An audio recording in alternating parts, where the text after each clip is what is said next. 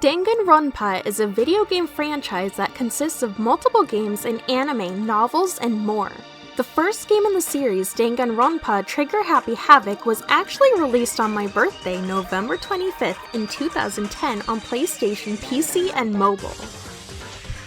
I didn't know about it at that time, and when I did eventually come across it, I thought it was going to be a boring slice-of-life comedy.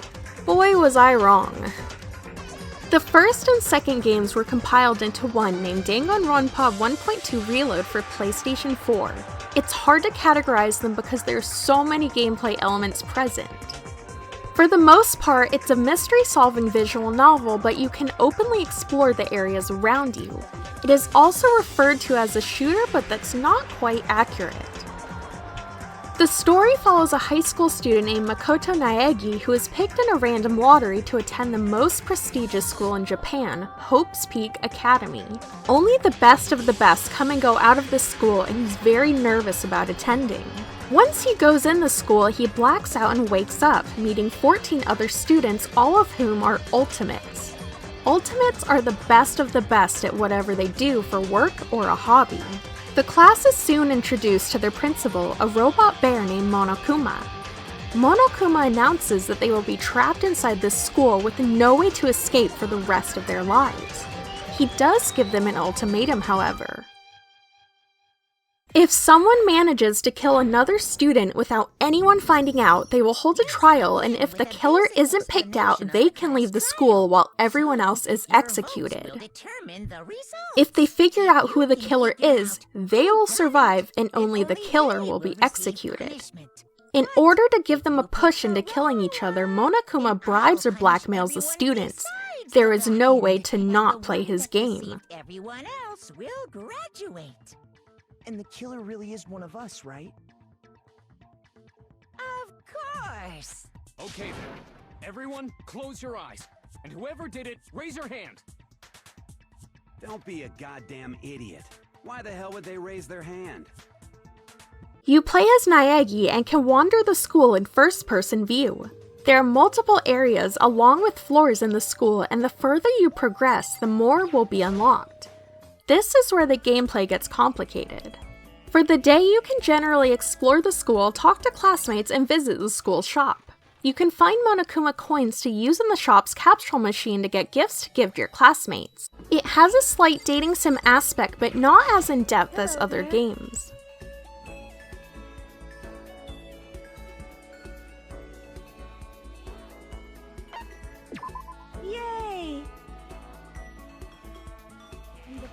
When 3 or more people find a dead body, Monokuma gives you a set amount of time to search the school for clues and evidence. Everything you discover is saved in your personal e-handbook to pull up whenever you need it. Once you have found everything there is to be found, you and your surviving classmates are gathered into a school trial. Here, you must provide evidence and find out who the killer is. This is where the shooting aspect comes in. Statements from others will fly across the screen, and you need to find the right clue or evidence to counter their hypothesis. You shoot at their statement with yours, and it will either prove nothing or bring new info to light.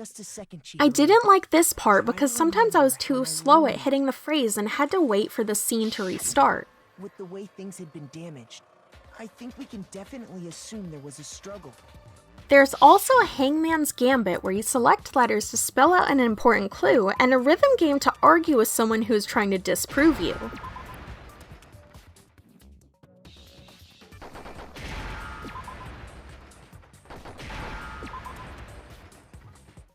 Now I understand. I couldn't really tell what the rhythm was for the rhythm game, and I mostly just hit the button as fast as I could.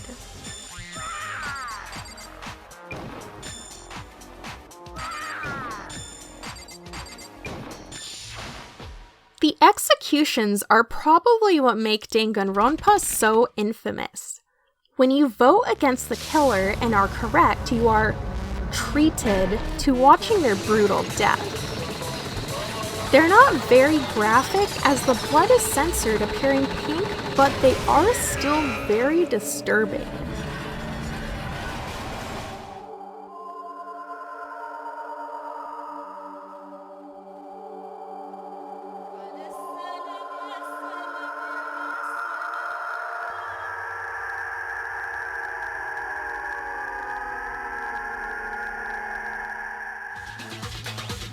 I think the second one is the one that disturbed me the most due to my vertigo.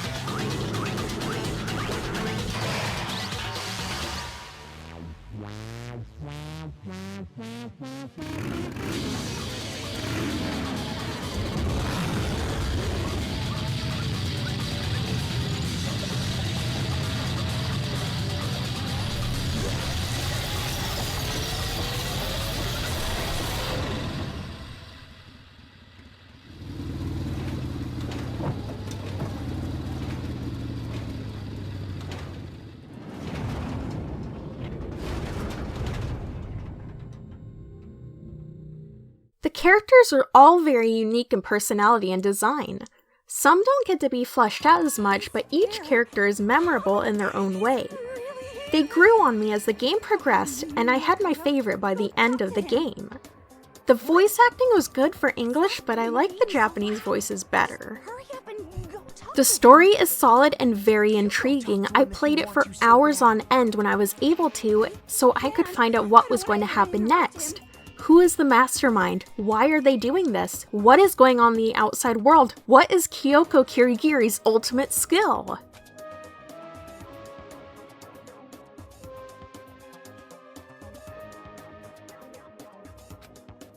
Once you beat the story, there is an alternate universe where the Killing Soul game never happened and you instead work together to appease Monokuma to be let go. This involves assigning each character a task to do every day between collecting items, cleaning, and resting. You are also able to continue your relationships with your classmates the same as during the main game, which makes it easier to max out characters who die early on normally. All in all, I really like this game and I wish I had given it a chance sooner, but there's something that I do often with media where I see it and I assume something and I think it's gonna be boring. It's actually not, but that's just me. I will be going over the other games and possibly the anime versus the game as well. Let me know if you would like to see that.